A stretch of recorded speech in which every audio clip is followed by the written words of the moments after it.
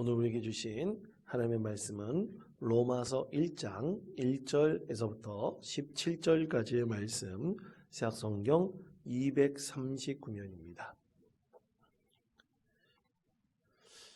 이 말씀을 저와 함께 교독하겠습니다. 제가 먼저 읽겠습니다. 예수 그리스도의 종 바울은 사도로 부르심을 받아 하나님의 복음을 위하여 택정함을 입었으니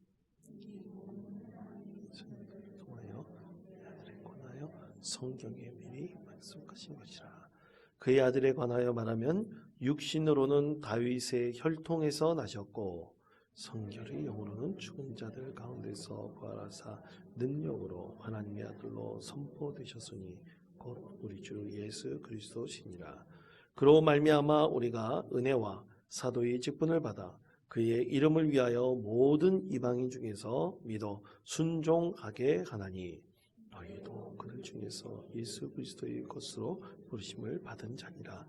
로마에서 하나님의 사랑하심을 받고 성도로 부르심을 받은 모든 자에게 하나님 우리 아버지와 주 예수 그리스도로부터 은혜와 평강이 있기를 원하노라.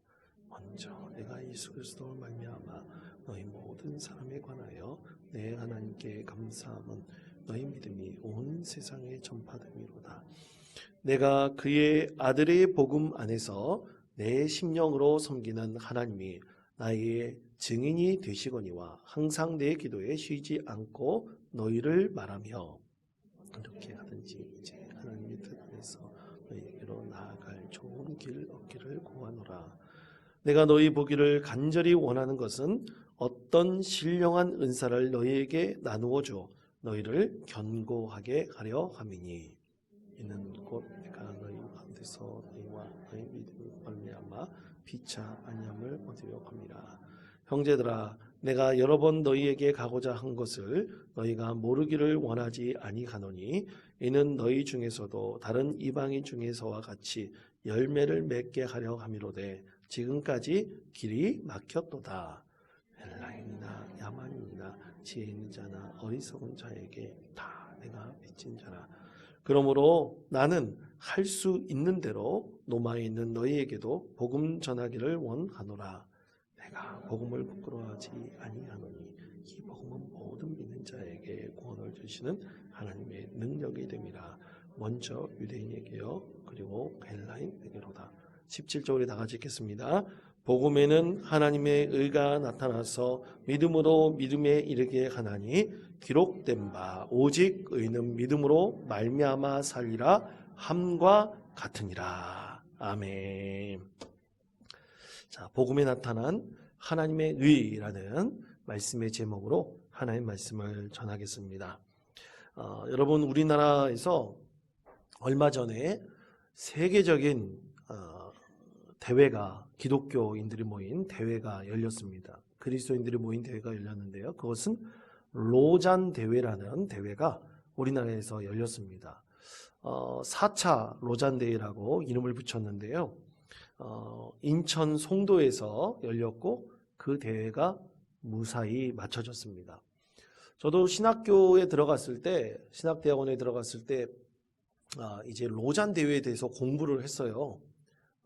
선교학을 공부할 때 로잔 대회가 뭔지 그것에 대해서 발제를 하는 걸 들었는데 저도 그때는 깊이 이렇게 와닿지를 않더라고요. 왜냐하면 제가 그때는 선교학을 공부하는 것이나 어떻게 선교적 사명을 제가 이렇게 감당한다는 그런 생각을 해본 적이 없었거든요. 그런데 부교육자로 목회를 하면서 직접적으로 선교 현장에 가보면서 이 복음을 증거할 때 있어서 우리가 어떤 마음, 어떤 소망을 가지고 특히 전 세계의 교회가 복음을 증거해야 되는데 여러분 전 세계 인구 중에서 약 이 33% 정도, 32% 정도 되는 전 세계인들이 그리스도인들이라 그러는데 이 그리스도인들이 복음을 증거할 때 있어서 어떤 소망과 어떤 마음을 가지고 전 세계 교회가 연합하여 선교를 한다면 참 좋은 성과가 날 수 있겠다. 이런 생각들을 해보게 되었습니다. 그래서 로잔 대회라는 것도 새롭게 보게 되었던 그런 기억이 있습니다. 근데 여러분, 우리 일반적인 성도들이 로잔대회가 뭐야? 여러분 기독교 TV 보시는 분 계십니까? 기독교 TV 보시는 분 안 계셔요. 좀 보시기를 바랍니다. 기독교 TV에 보시면 CTS나 뭐 CBS나 또 C채널도 있고요. 뭐 인터넷으로만 방송하는 그런 채널들도 있습니다. 그런 채널에 보면 이 로잔대에 대해서 한국교회가 개최하게 되었다 그래서 굉장히 많이 홍보를 했어요. 그래서 약 5,500명 정도의 그리스도인들이, 전 세계 그리스도인들이, 특히 복음과 선교의 사명을 갖고 있는 선교사들, 또 그리고 복음주의자들, 또한 그 다음에 신학교 교수들, 이런 분들이 모여가지고 우리나라에서 약 30개 정도의 주제를 가지고 이 토론을 했습니다. 전 세계들이 모여가지고 토론을 했어서 앞으로 전 세계 교회가, 특히 복음주의 계열에 있는 교회가 어떻게 하면 이 복음 증거와 선교의 사명을 감당할지, 그것에 대해서 어떤 합의된 방향과 그리고 이 과제들에 대해서 함께 논의한 것이죠.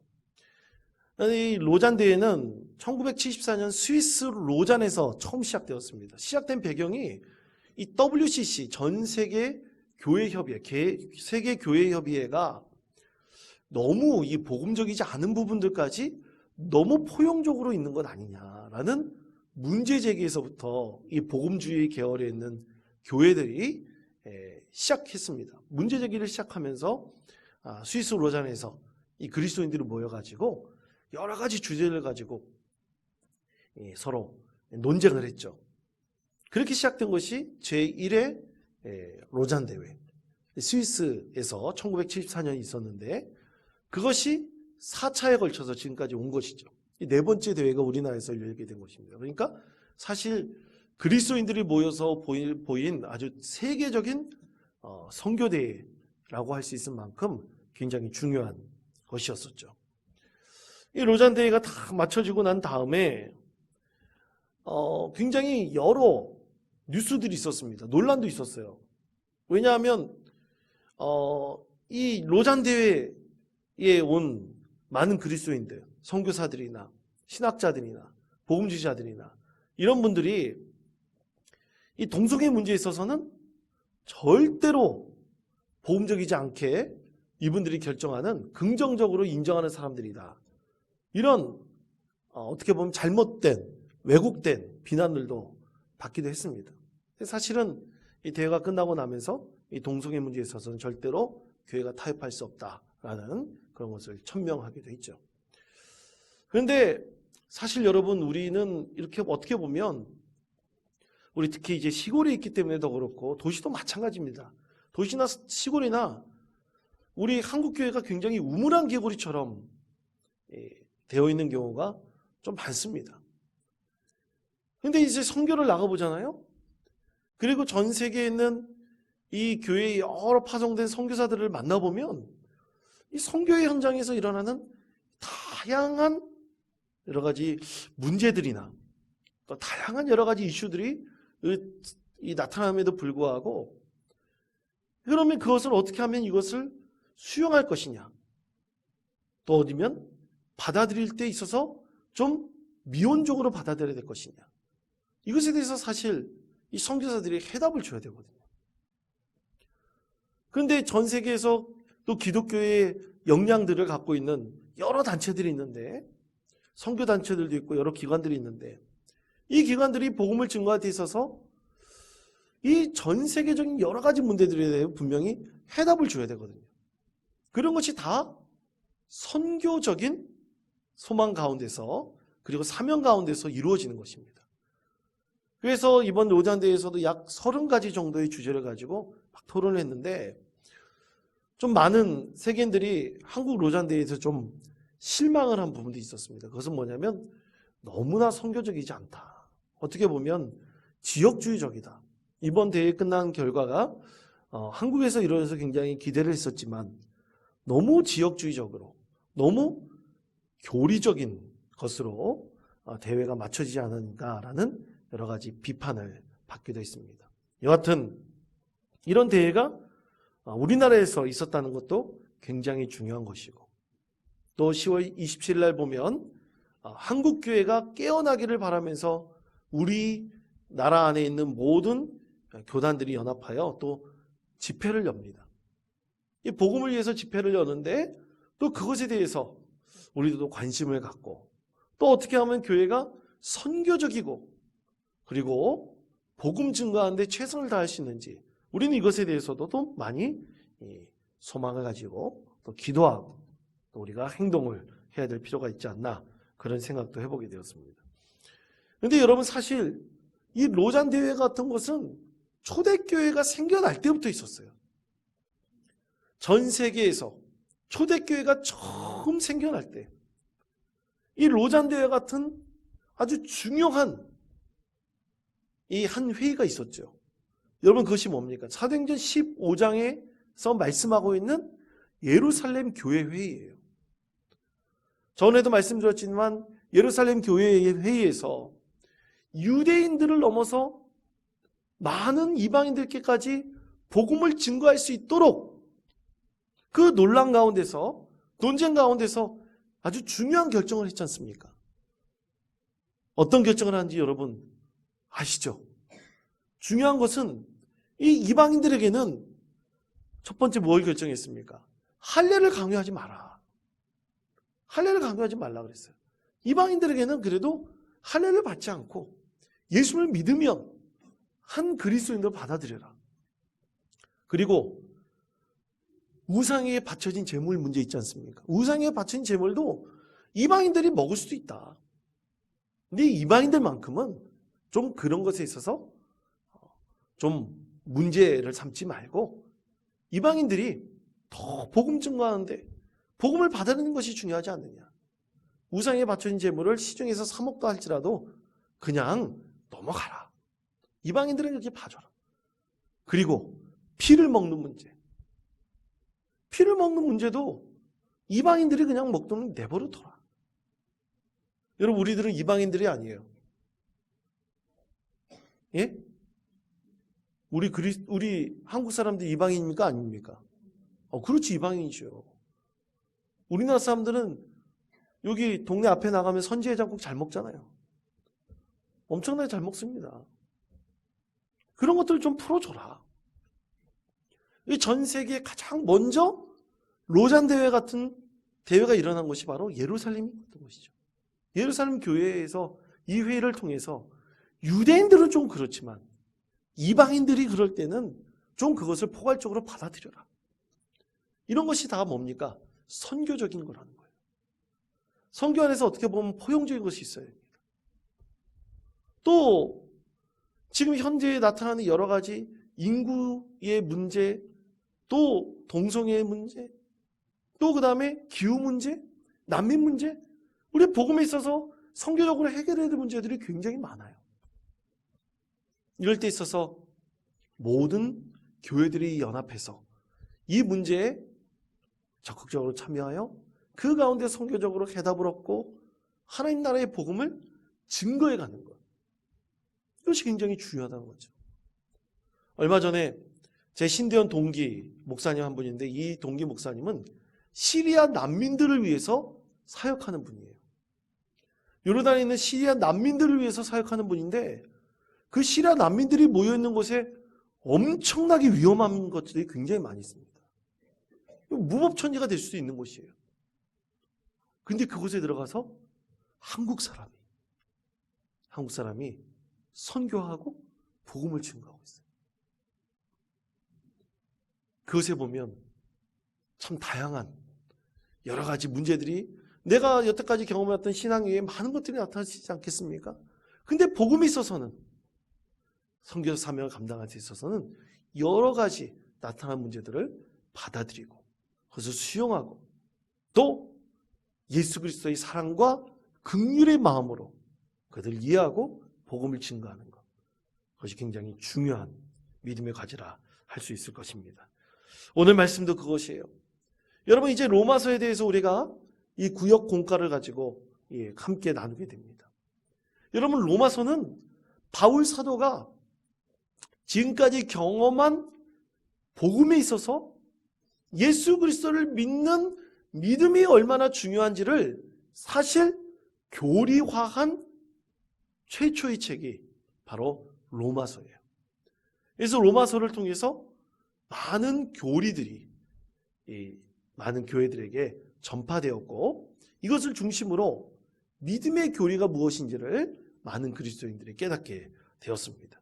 오늘 이 로마서 1장 1절에서부터 17절까지의 말씀은 이 하나님의 일가 나타난 것에 대해서 이 복음에 있어서 가장 중요한 세 가지 원칙을 우리에게 말씀하고 있어요. 그것은 지금까지 우리 그리스도인들이 갖고 있는 복음 증거에 있어서 절대로 변하지 않는 원칙입니다. 이 세 가지는 우리가 결코 바꿀 수 없는 아주 중요한 원칙으로 우리는 이해하고 있죠. 그러면 그 세 가지 원칙이 무엇이냐? 우리는 지금도 이것을 가지고 복음을 증거할 때 반드시 이 원칙하에 우리는 예수 그리스도를 증거해야 됩니다. 첫째는, 저를 따라하시기 바랍니다. 구원을 이루는 다른 복음은 없습니다. 구원을 이루는 다른 복음은 없습니다. 아멘. 자, 로마서 1장 2절의 말씀, 1장 2절의 말씀 다 같이 한 목소리로 읽겠습니다.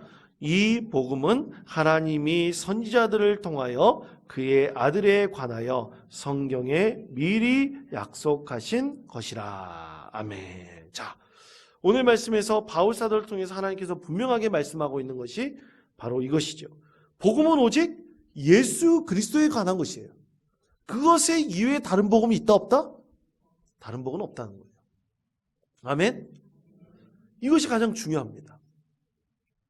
이것을 철저히 해야 돼요. 그런데 여러분 하나 여쭤볼게요. 이 기독교라 그럴 때 많은 분들이 이 기독교라 그럴 때 기독교를 여러분 개신교라고 생각합니까? 아니면 다른 더 많은 그리스도인이 그 안에 있다고 생각을 합니까? 기독교라 그러면 보통 우리 그리스도인들은 어떻게 생각해요? 개신교라고 생각하죠. 그렇죠? 잘못된 생각이에요. 그래서 기독교란 말을 요즘에는 잘 쓰지 말라고 목사님들께 가르쳐요. 그리스도교라고 써라. 그리스도교라고 쓰라고 가르쳐요. 왜냐하면 한국 사람들은 기독교 그러면 다 개신교라고만 이해를 해요. 여러분, 기독교 안에 모든 예수님을 나의 주님으로 고백하고 영접하는 믿음을 가진 사람들을 다 뭐라 그럽니까? 그리스도인이라 그러잖아요. 그럼 그리스도를 나의 주님으로 고백하는 종교를 가진 집단을 뭐라 그래요? 그리스도교라 그러는 거예요. 여러분 이해하시겠습니까? 모르면 뭐 할 수 없고요. 그래서 그것을 한자로 바꾸면 뭐예요? 기독교예요, 그게. 기독교 안에 로마 카톨릭도 들어와 있고, 그리스 정교회도 들어와 있고, 영국 성경에도 들어와 있고, 또 우리 예장 통합이 들어가 있는 이 개신교단도 들어가 있는 거예요. 기독교의 범위가 굉장히 넓은 것이라 말할 수 있죠. 그러면 복음이 오직 예수 그리스도에 관한 것만 복음이 아니냐 주장할 수도 있어요. 그런데 오늘 이 로마서를 통해서 하나님께서 말씀하시는 복음의 가장 첫 번째 원칙이 뭐라고 말씀하고 있습니까? 복음은 곧 예수 그리스도라는 거예요. 예수 그리스도 이외에 다른 구원이 있다고 말하는 것은 복음이다 아니다? 복음이 아니라고 말씀하고 있는 것입니다. 그래서 여러분, 이 기독교가, 우리 그리스도교가 처음 시작될 때 여러분 많은 사람들이 설명할 때 그리스도교는 유대교에서부터 나왔습니다라고 설명하는 분들이 있어요. 선생님 맞습니까? 틀립니까? 맞을까요? 틀릴까요? 헷갈리는 문제는 대답하지 않으시는 거예요. 맞다고 할 수도 있고 틀리다고도 할 수 있어요. 왜냐하면 여러분 그리스도교하고 다른 종교, 특히 유대교하고 이슬람교하고 구분하는 가장 중요한 구분점이 있어요. 그게 뭡니까? 그게 바로 예수 그리스도예요. 아멘? 그게 바로 예수 그리스도예요. 이슬람교나 유대교는 예수 그리스도가 하나님의 아들, 곧 신으로 믿느냐 안 믿느냐 이거의 차이가 있어요. 유대교나 이슬람교는 예수님을 신으로 믿습니까 안 믿습니까? 신으로 안 믿어요. 또 정통 교단인 우리 교단처럼 예수님을 신으로 믿고 삼위일체 하나님을 믿고 구원자 예수 그리스도를 주님으로 고백하는 우리와 같은 개신교가 있는 반면에 예수님을 하나님의 아들로서만 생각하지 신으로 믿지 않는 삼위일체 교리를 믿지 않는 이단들도 있어요. 그럼 우리가 같습니까? 틀립니까? 우리와 다른 거예요. 그래서 우리는 예수님을 오직 복음으로 이것을 믿고 받아들이고 이것을 증거하는 것, 이것이 가장 첫 번째 원칙입니다. 여러분 안 믿는 사람들 많이 만나시죠? 그렇죠? 예? 많이 만나시죠? 근데 안 믿는 사람들이 의외로 기독교에 대해서 궁증을 갖고 계신 분들이 굉장히 많습니다. 특히 이 똑똑한 사람들, 지식이 있는 사람들은요, 이 그리스도의 교회에 대해서 사실 궁금한 게 된 게 많아요. 여러분 3프로TV라고 하는 유튜브 채널이 있습니다. 경제 채널이 있어요. 아주 유명한 채널입니다. 웬만한 사람들 특히 이 경제에 관련된 것을 관심 갖고 있는 사람은 다 아는 채널이에요. 그 채널에 보면 더 릴리전이라고 하는 그 종교, 우리나라 말로 하면 그 종교예요. 더 릴리전이라고 하는 그 채널 안에 그 뭐라 그래야 되나 방송이 있습니다. 그 채널에 방송이 있는데 거기서 최근에 요즘에 뭐에 대해서 얘기를 하냐면 기독교에 대해서 여러 가지 궁금한 질문들을 안 믿는 사람들, 그 세 사람이 진행자가 안 믿는 사람들인데 무신론자들인데 이 질문을 해요. 신학자들을 불러가지고 유명한 분들을 불러가지고 이 질문을 합니다. 최근에는 니에미야 기독연구원이라고 하는 곳이 있어요. 거기에 배덕만 교수를 불러가지고 질문을 하는데 하도 재밌어가지고 제가 그걸 다 봤습니다. 저도 계속해서 그렇게 보면서 공부를 하고 있어요. 거기에 보니까 이 안 믿는 사람들이 질문하는데 야, 이게 대단하더라고요. 질문이 굉장히 날카로워요. 질문이 굉장히 날카롭습니다. 그러면 거기서 물어보더라고요.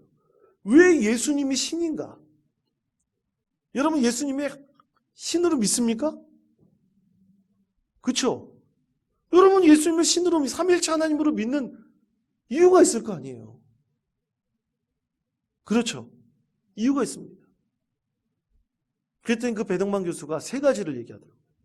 여러분도 잘 들으시고 여러분이 앞으로 누가 물어보시면 왜 예수님이 신인가? 이것에 대해서 여러분도 명확하게 답변해 보시기 바랍니다. 첫째는 예수님이 신인 첫 번째 이유는 기적입니다. 예수님께서 뭘 행하셨어요? 기적을 행하셨어요. 참으로 많은 곳에 기적을 행하셨어요. 그런데 그 이전에 성경 말씀에 보면 구약시대에도 기적을 행했던 사람들이 있습니까? 없습니까? 있어요. 그런데 그들과는 차원이 달라요. 예수님의 기적은. 모세가 일으킨 기적은 모세가 일으킨 겁니까? 누가 일으킨 겁니까? 하나님께서 일으키셨어요. 그런데 예수님은 누가 일으키셨어요? 예수님 자체가 일으키셨죠. 죽은 자도 살리셨어요. 그게 첫 번째 기적입니다. 두 번째는 뭐냐? 예수님께서는 무엇 하셨습니까? 죽은 지 사흘 만에 부활하셨어요. 그러니까 기독교 신앙의 가장 핵심은 부활이에요. 부활을 빼놓고서는 기독교를 얘기할 수가 없습니다. 이 두 번째예요. 세 번째는 예수님께서 하늘나라 승천하시고 마가의 다락방이라고 성경에서는 말씀하고 있는 분들이 많은데 이 같은 마가의 다락방에 모여서 120명이 받은 것이 뭐예요? 성령님을 받은 거예요. 이 세 가지가 가장 중요합니다. 이 세 가지를 다 받은 사람들이 무엇을 했어요? 전 세계로 나가서 복음을 증거했어요. 그런데 그 3프로TV에 한 사람이 질문하더라고요. 이 신이라고 했을 때 안 믿는 사람들도 있을 거 아닙니까? 그런데 그 무신론자의 그 한 사람이 얘기하는 게 그거예요. 아니 생각해 보라고. 그 사람도 그 얘기를 하더라고요. 생각해 보라고. 예수님이 죽고 부활하고 그 다음에 성령을 받은 것 그리고 기적을 베푼 것 이것을 본 사람들이 이것이 거짓이라 그러면 그때 당시 예수를 믿었던 수많은 사람들이 나가서 과연 도마는 인도까지 와서 복음을 증거했는데 인도까지 와서 복음을 증거한 이 도마가 순교할 수 있었겠느냐. 안 믿는 사람이 그 얘기들을 하더라고요. 여러분 아멘 아닙니까? 그렇습니다. 그러므로 여러분 중요한 것은 마지막 우리가 믿음이 없는 사람들 있잖아요. 교회 오래 다녀도 이 가슴이 메말라가지고 예수님을 믿는지 안 믿는지 모르고 사는 사람들 되게 많아요. 그런 성도들 많습니다. 그럴 때 우리가 진정으로 받아야 될 것이 무엇입니까? 마지막 세 번째, 성령님을 받아야 되는 거예요. 그래서 성령 받기 위해서 뭐 해야 됩니까? 기도해야 돼요. 자기만을 위해서 기도하는 사람은 성령 못 받습니다. 반드시 회개하고 반드시 주님의 마음으로 다른 많은 사람들을 위해서 뭘 해야 돼요? 중보적 기도를 드려야 됩니다. 그럴 때 우리는 뭘 얻을 수 있어요? 성령님의 은혜를 얻을 수가 있는 것입니다. 사랑하는 성도 여러분, 이런 믿음의 사람 되시기를 간절히 축복합니다. 그래서 오늘 바울 사도는 로마서 1장 3절에서부터 4절의 말씀에서 이 세 가지에 대해서 제가 조금 전에 말씀드린 기적, 부활, 성령에 대해서 이렇게 세 가지를 이렇게 말씀하고 있죠. 1장 3절 4절 우리 다 같이 한 목소리 읽겠습니다. 그의 아들에 관하여 말하면 육신으로는 다윗의 혈통에서 나셨고 성결의 영으로는 죽은 자들 가운데서 부활하사 능력으로 하나님의 아들로 선포되셨으니 곧 우리 주 예수 그리스도시니라. 아멘. 가장 핵심이 뭐라고요? 부활입니다. 부활. 그것을 믿게 하는 것이 뭡니까? 성령님의 은혜를 경험하는 것이다. 두 번째는 이것입니다. 저를 따르시기 바랍니다. 복음은 반드시 전파해야 합니다. 복음은 반드시 전파해야 합니다. 아멘. 전파하지 않으면 복음이 아니에요. 복음이 아닌 거예요. 자, 로마서 1장 8절에서부터 10절. 로마서 1장 8절에서부터 10절까지 말씀 다 같이 한 목소리로 읽겠습니다. 먼저 내가 예수 그리스도로 말미암아 내 하나님께 감사함은 너희 믿음이 온 세상에 전파됨이로다. 내가 그의 아들의 복음 안에서 내 심령으로 섬기는 하나님이 나의 증인이 되시거니와 항상 내 기도에 쉬지 않고 너희를 말하며 어떻게 하든지 이제 하나님의 뜻 안에서 너희에게로 나아갈 좋은 길 얻기를 구하노라. 아멘. 자, 바울 사도는 로마에 머물면서 복음을 가르쳤어요. 그러면서 자기가 복음을 가르치면서 어떻게 했냐면 복음을 교리화시켰습니다. 교리화시켰어요. 이 교리화시킨 게 로마에 있는 교인들에게만 알려진 게 아니에요. 여러 지역에 있는 믿음의 공동체에게 전해졌습니다. 그래서 믿음의 공동체도 바울의 이 복음 전파를 어떻게 한 거예요? 받아들였어요. 받아들이고 이것을 믿음으로 형성해 나갔어요. 그렇게 성도들을 가르쳤던 것입니다.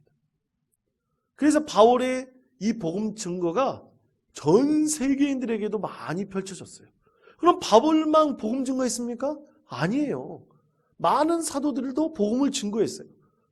그래서 많은 사도들의 복음을 증거한 것에 베드로의 사도가 가르친 복음의 증거가 전해져 가지고 베드로처럼 믿음 생활을 하는 그리스도인들도 있었어요. 그리고 사도 야고보처럼 복음 증거해서 사도 야고보처럼 예수님을 믿는 사람도 있었어요. 아까 도마 얘기도 있지만 도마처럼 예수님을 믿는 사람들도 있었어요.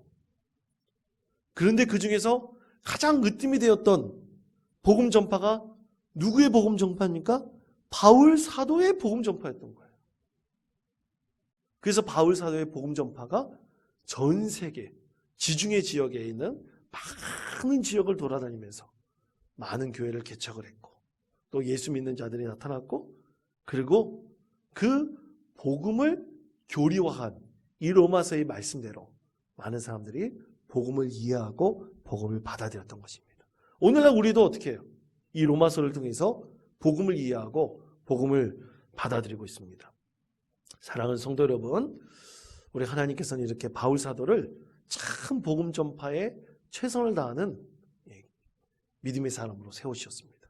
오늘날 우리 교회도 하나님께서 그렇게 사용하실 거예요. 사용하시려면 어떻게 돼요? 우리가 바울 사도 같은 믿음을 가지고 철저하게 복음에 대해서 가르침을 받고 그 가르침을 다른 사람들에게 어떻게 해야 됩니까? 알려주고 가르쳐야 되는 거예요. 그것이 뭡니까? 제자화예요. 저를 따르시기 바랍니다. 제자화. 제자화입니다. 그게. 다른 게 제자화가 아니에요. 여러분들도 제자화 할 수 있어요. 지역 사람들에게 여러분, 내가 뭘 가르쳐? 이런 생각하지 마시고 내가 잘 배우고 받은 것을 많은 사람들에게 전할 수 있는 바울 사도와 같은 믿음의 사람 되시기를 축복합니다. 마지막 세 번째는 이것입니다. 복음에는 반드시, 저를 따르시기 바랍니다. 복음에는 반드시 하나님의 능력과 의가 나타납니다. 하나님의 능력과 의가 나타납니다. 아멘. 자, 로마서 1장 16절 17절 말씀 다 같이 한 목소리 읽겠습니다. 내가 복음을 부끄러워하지 아니하노니 이 복음은 모든 믿는 자에게 능력이 됨이라. 먼저는 유대인에게요 그리고 헬라인에게로다. 복음에는 하나님의 의가 나타나서 믿음으로 믿음에 이르게 하나니 기록된 바 오직 의는 믿음으로 말미암아 살리라 함과 같으니라. 아멘. 자, 복음을 전할 때 나타나는 힘이 있다 그랬어요. 능력이 있다 그랬어요. 그게 뭡니까? 오늘 바울 사도는 그것이 하나님의 능력이라고 그랬어요. 그래서 그가 복음을 전할 때 하나님의 능력이 나타나서 예수 안 믿는 사람도 예수를 믿게 된다. 이것을 말씀하고 있죠. 그러니까 우리가 말씀을 읽고 묵상하고 하나님의 참된 자녀가 되기를 늘 구하고 기도하면 우리에게 뭐가 나타나요? 하나님의 능력, 하나님의 힘이 나타나서 우리가 먼저 새 사람이 되고 다른 사람들도 새 사람이 될 수 있도록 하나님의 능력이 그 사람 가운데도 임한다는 것입니다. 그 다음에 그러면 하나님의 은은 무엇이냐? 하나님의 은은 바로 믿음으로 진정한 신앙에 이르게 하도록 만드는 신앙의 길, 믿음의 길. 이것이 하나님의 의예요. 의. 옳은 의자를 쓰지 않습니까? 옳은 길로 인도하는 하나님의 은데 그것을 바울 사도는 오늘 뭐라 그랬느냐면 믿음으로 믿음에 이르게 하는 하나님의 의라고 얘기했는데 우리는 그것을 가리켜 무슨 교리라고 배웠습니까? 이신칭의 교리라고 배웠습니다. 저를 따르해 주시기 바랍니다. 이신칭의 무슨 뜻이에요? 믿음으로 우리가 의로워진다는 거예요. 아멘? 믿음으로 믿음에 이른다. 그러니까 믿음으로 믿음의 의를 이룬다. 이런 뜻이죠. 그것이 하나님의 의라고 그가 가르쳤던 거예요. 그러니까 우리가 진정으로 예수님을 믿게 되면 바른 믿음의 길을 가고 그래서 하나님께서 나에게 하나님의 바른 믿음, 이 의가 나타나도록 하게 해주신다라는 것이죠. 이것이 세 가지 복음의 원칙입니다. 첫 번째 세 가지 복음의 원칙은 뭡니까? 반드시 첫 번째는 예수 그리스도 외에는 다른 복음이 있다 없다? 없다는 것입니다. 그리고 두 번째는 뭡니까? 복음은 반드시 전파돼야 되는 거예요. 머물러 있으면 안 돼요. 전파돼야 되는 것입니다. 그리고 세 번째는 뭡니까? 복음은 반드시 그 안에 하나님의 능력이 나타나고 하나님의 의가 나타나도록 하는 것이다. 이것을 분명하게 말씀하고 있죠. 사랑하는 성도 여러분, 이런 복음의 세 원칙을 우리를 통해서 반드시 이뤄갈 수 있는 우리 복된 성도 되시기를 바랍니다. 복음의 이 세 가지 원칙은 우리가 늘 우리 가운데 분명히 나타나야 됩니다. 그렇게 나타나는 교회가 참으로 복된 교회이고 하나님께서 복 주시는 은혜의 교회가 될 수 있습니다. 이런 세 가지 원칙을 여러분 꼭 마음속에 품으시고 그것을 늘 많은 이들에게 전할 수 있는 참된 믿음의 성도 되시기를 간절히 축원드립니다.